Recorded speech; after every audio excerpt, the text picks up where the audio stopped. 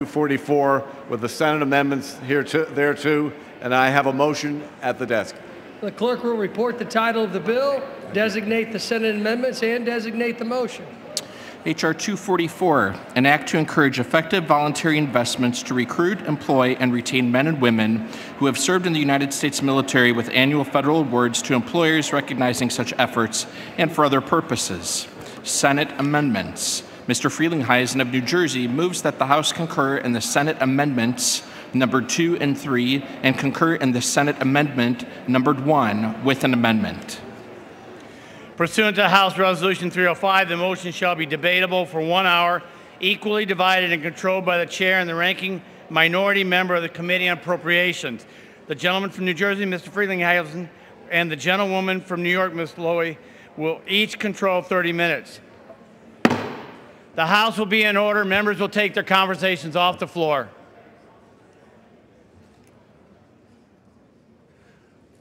Will members in the aisle please take their conversations off the floor?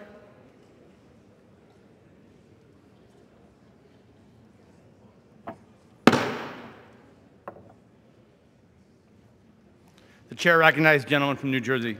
Mr. Speaker, I ask unanimous consent that all members may have 5 legislative days in which to revise and extend their remarks and exclude extraneous material and further consideration of H.R. 244 that I may include tabular material on the same. Without objection, so ordered. Gentleman is recognized. Mr. Speaker, I rise today for 6 minutes. Will the gentleman yield myself 6 minutes? Will the gentleman suspend? The chair will not begin until members cease their conversations and get out of the aisles.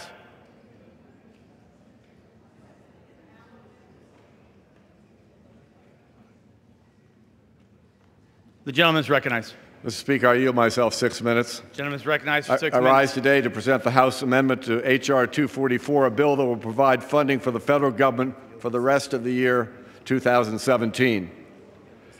This bill reflects shared values which will help make our nation stronger, safer, and more prosperous.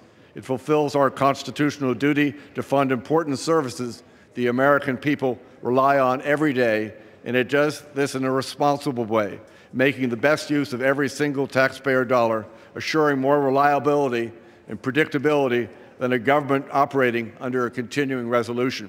In short, it moves our nation forward in the right direction.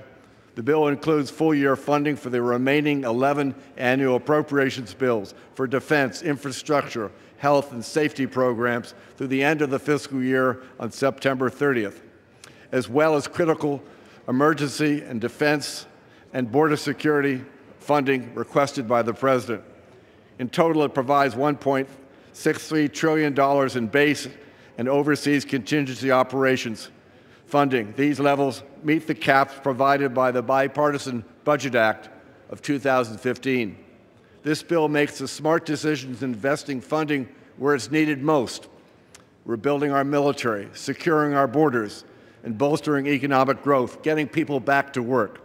First and foremost, and most importantly, this bill prioritizes funding for national defense, restoring the strength and capacity of our armed forces. Overall defense funding is increased by $25 billion above fiscal year 2016 levels. This funding will help assure our military has proper training, the best weapons and equipment needed to defeat ISIS, battle radical extremism around the world, and support our allies in critical regions around the world against threats from Russia, China, Iran, and North Korea, and other sources. To rebuild our strength, this bill includes $1.6 billion for additional 36,000 troops above the previous administration's request.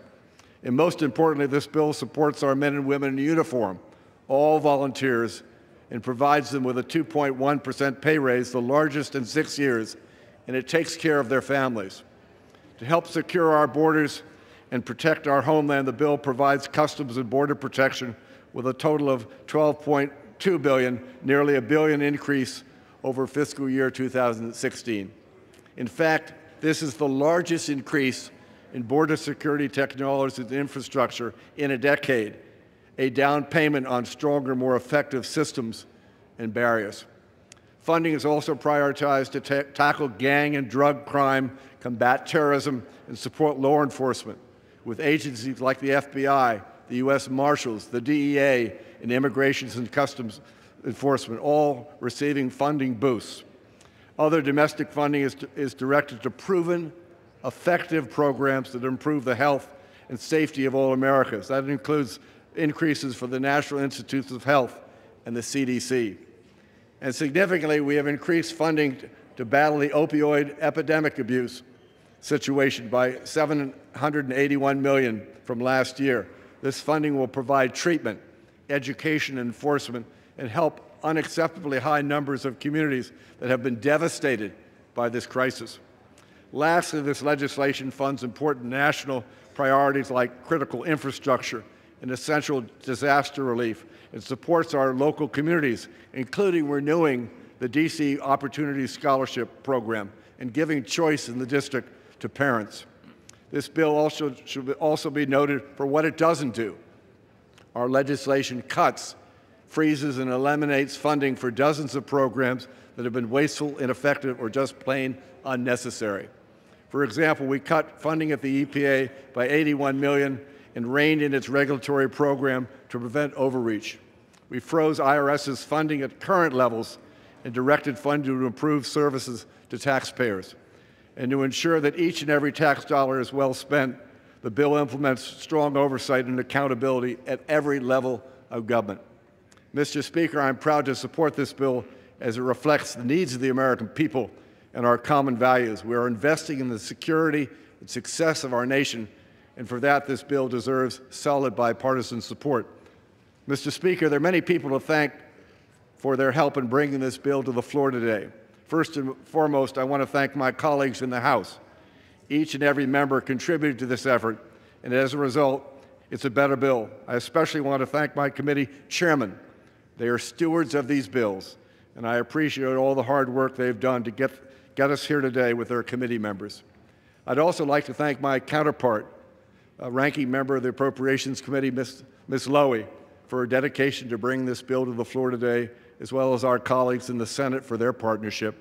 Lastly, I must thank the hardworking staff of the House Appropriations Committee. They put in months of nonstop work to bring this bill before the House today. We wouldn't be here without the leadership of the full committee, staff led by Nancy Fox and Jim Kilikowski on the majority side, and Sholanda Young and Chris Bigelow on the minority side in the front office. We have also working hard Stephen Sepp, Shannon O'Keefe, Carol Murphy, Jennifer Hing, Marta Hernandez, Tammy Hughes, Rachel Kaler, David Roth, and Brad Allen. Thank all of you. I also want to thank our hardworking clerks and their Democratic counterparts. All deserve our gratitude. The clerks, Tom O'Brien, John Martens, Jennifer Miller, Donna Shabazz, Dina Barron, Valerie Baldwin, Dave Lestrong, Susan Ross, Liz Dawson, Maureen Hallahan, Craig Higgins, and Doug Disrod. Lastly, I want to thank Katie Hazlett, my chief of staff, and my personal staff. Our subcommittees, as well as our minorities, I yield myself an additional minute. Gentleman is recognized for additional minute. Our subcommittees, as well as the minority staff, have worked night and day to get these fiscal year 2017 behind us, these bills, and to get ahead and move ahead to the 2018 process. I appreciate all of them and their hard work. Before I close, I'd like to take a moment to acknowledge one special member of the committee, Dale Oak, who retires this week. Dale has dedicated over 20 years to the committee and even more to the government. He tacked one extra week on to that total, sticking around to help us complete this bill. His commitment is true to form for him, and we're immensely grateful for it. Dale, we thank you for your years of service, and we wish you the best of luck in the future. Mr. Speaker, it's now 7 months into the 2017 fiscal year. We must complete our work today. It's time to look ahead and begin work on the 2018 priorities. I urge my colleagues to support the bill, and I thank you, and I reserve the balance of my time. Gentleman reserves his time. Chair recognizes the gentlelady from New York. Mr. Speaker, I yield myself as much time as I may consume. Gentlelady may proceed. I am pleased to be here with Chairman Frelinghuysen to complete the fiscal year 2017 appropriations process. Bipartisan negotiations resulted in a bill. The product of compromise makes important investments, such as increasing biomedical